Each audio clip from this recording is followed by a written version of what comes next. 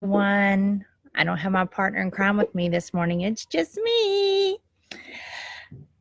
I have been looking at this time of year and the back to school, and it really got to me this morning because it is back to school. Nettie started back to school today. I told her this year, please try to pass kindergarten. She's been in kindergarten for so long now. It wasn't enough that she went through it when she was a child. This is her 5th year in kindergarten again. I told her, I said, maybe she could graduate this time. And she said, well, she felt like she would probably be in kindergarten for many more years to come.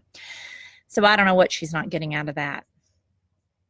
But with that being said, it really got me to thinking with seeing all these back to school pictures and everybody getting back into, like I would like to think, into the routine of things. But I've also been seeing people who are starting new jobs or just having changes in their life. Even when your kids are growing up, I know for me, it is a change as your kids go to different grades or different schools. I was talking to a mom yesterday, and she was telling me that her child or her children were now in intermediate school, and they're no longer in elementary, and now they're changing classrooms and they're going up and down stairs and all of these things, and that just doesn't affect the children. It affects the parents. And because we start seeing time, and we start seeing how quickly time passes, and we start seeing how quickly our children grow, or not just our children, but if you don't have kids, you just start seeing how quick life moves. To me, it really got me to thinking, because when I got up this morning and I opened my phone, I saw a post from a guy I went to high school with, that his wife, who had been diagnosed with cancer 2 years ago, she passed last night. So I like prayers for the Blake Anderson family, please. And she passed as peacefully as she could, with him laying next to her, and they've been married 27 years. And that just really, it really hit home to me. I just celebrated my 28th anniversary.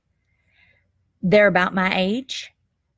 And she died of the same kind of diagnosis.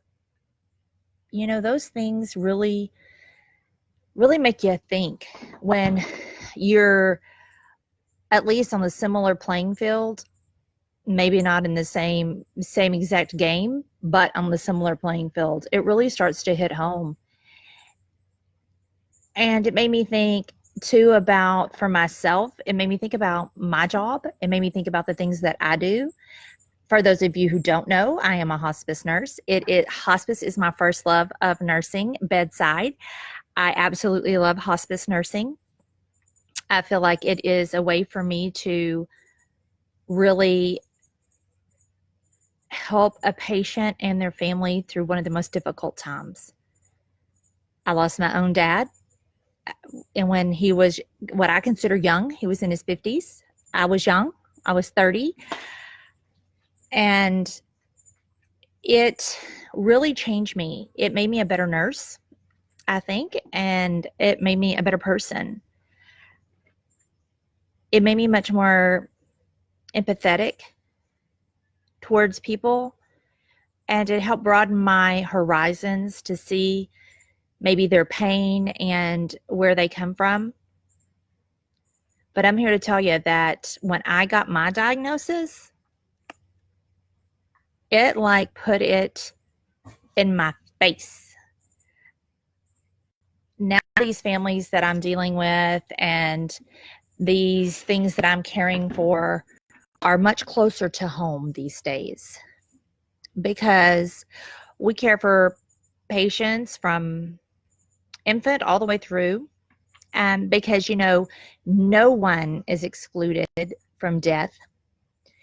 And I read something the other day, because I'm a reader, and I read something that said, we don't really know how old we are because we don't know our date of death.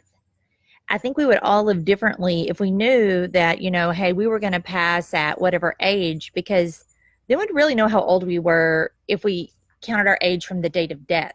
versus the date of birth. I thought, wow, how interesting of a thought is that? How much differently would we live if we knew that we were already in our fourth quarter versus we were only in the first quarter? You know, it really makes you think about those kinds of things. I don't know, maybe it's just me, maybe it's just because I feel so close to those things right now. Not because I feel like I'm going to pass, because I feel very healthy right now. I feel very blessed right now, but they're just things to think about. I also think about, you know, as we're starting all this, you know, people say it's a new season, it's a new season. And I like to think it's a new chapter in my book because to me, seasons come and they go, but the same season comes back. I don't want to relive this season. I want this chapter to be done. I want it to close in my book and I want to flip over to a new chapter.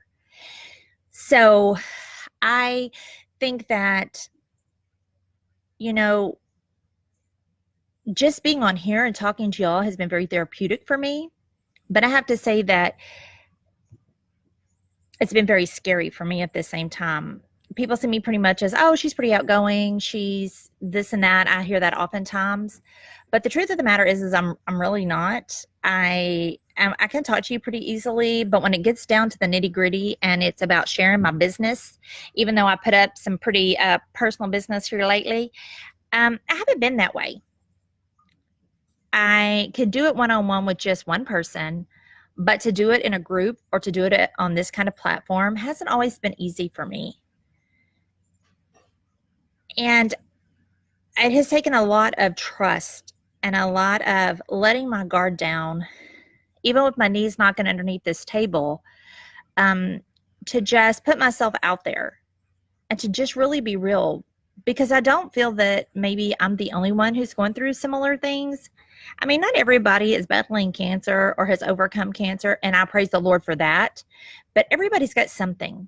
You're either, I mean, most everyone, I don't know, I can't think of anybody who hasn't or isn't either going into something, some kind of storm, in the middle of a storm, or you're recovering from a storm.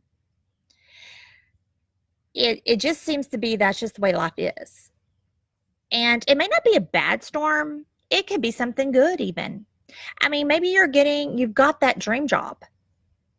Finally, you got to go to work at the school where your children are. And you landed that job and you're so excited.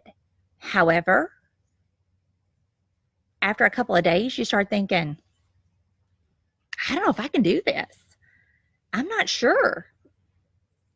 This wasn't exactly what I signed up for. You know, does anybody ever have these thoughts? Well, you know, that's whenever really thinking about, you know, you are called and that the Lord is going to equip you for whatever calling that is. And I have to think of that quite a bit, that he's going to equip. And he's going to equip you to face whatever it is that you need to face. And that's how I felt through this journey, is that I have to be equipped, because I don't know what to say sometimes. I don't know what people need or want to hear, but I can tell you that I talk about what's affecting me, because I know that I can't be alone in life, and that what I'm going through, a lot of times other people have to be going through. I know that it's just difficult sometimes. Life is tough. There's one other thing I want to talk about today before I hop off of here, and that is the same person I was talking to yesterday that I was talking to about this kind of thing. We were talking about time, and I've talked to y'all about that a lot, but I'm going to talk to you about it one more time. It's kind of a burden to me. So I don't know if it's for myself or if it's for somebody out there, but I saw it a little different, but it's kind of the same. So here we go. We're going to go again. Time in our life. You know, it was a young mom I was visiting with, and she was saying about how busy they were. They were so busy. The kids are happy, but they're just busy all the time. And we were talking about, sometimes, I don't know about you, but how many times were we raised and we said, well, we're not going to do things the way my parents did them. Now, that doesn't mean that you had bad parents or that your parents really necessarily did anything wrong. Or it could be because you didn't have good parents and maybe you didn't want to do what your parents did. I don't know what your boat is, but whatever your reason, we all say it at some point or the other. Or maybe you had the perfect parents and you're like, I just want to do everything my parents did. Perfect, whatever it is. But the thing about it is this. We have to decide in our own life, and especially if we have children, for our children's lives, like, where are we going to put our time? And you can be happy and be crazy busy. But is that crazy busy and the happy that you have because you don't want to slow down? Because if you slow down, your life is going to look like a train wreck. Because once you slow down, then you have to really accept and deal with the things that you're not having to think about or deal with because you're going 90 miles an hour. So maybe it's because you're busy, you don't have to go home to that quiet house. Maybe it's because you're busy that you don't have to think about the underlying emotions or feelings that you're having or that your kids are having. Maybe it's because you're going 90 miles an hour because you don't have to, deal with the grief that you have been bottling up and storing and putting on a shelf for a while. I don't know what the issue is. Maybe it's because you're having marital trouble. Maybe it's because if you are busy, you don't have to deal with your kids acting out because they're in an activity and you don't want to have to deal with that. It's just easier to keep them busy than to deal with them. I don't know. But I just know that at some point, everything that we try to avoid dealing with has to be dealt with. So it's kind of up to us in some ways when that happens. If we are so busy that we keep putting it off, one day it's going to be kind of like this train down here that derailed in Hill County. Our train's going to derail. And if it's not our train and it's our children's train, and we've kept them busy and they can't cope or deal with something, but we kept them happy their whole childhood because we kept them busy, then their train may derail at some point. It's just food for thought.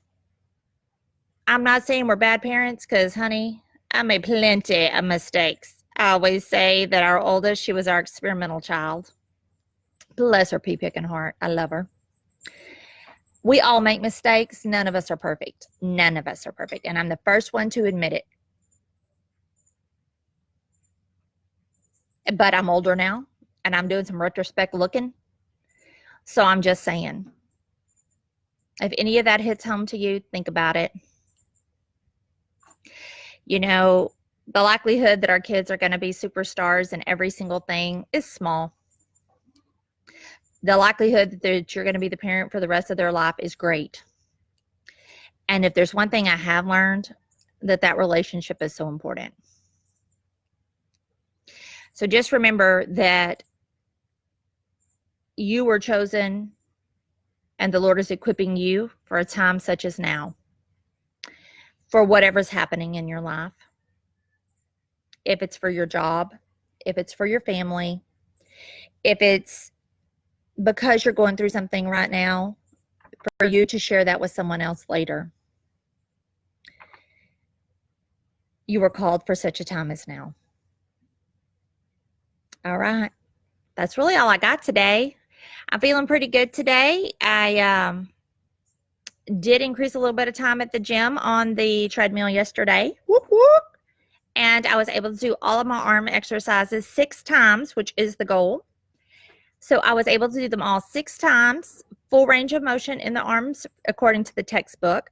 Now the next goal is to add a little bit of weight on there we'll see how that goes because I'm still stretching out some skin. Scabs are coming off a little bit now, so it's starting to look a little bit better.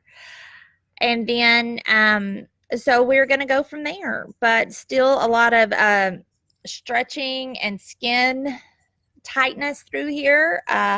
Still can't sleep on my left side very good. Quite a bit of tenderness still over here from where they took my nodes, but otherwise, I think I'm doing pretty good. Just working on stamina and staying awake all day because I'm a napper. All right. Well, y'all have an amazing day. This is, I think, Tuesday. I can't keep track of days. All right. I'll see y'all tomorrow. Bye.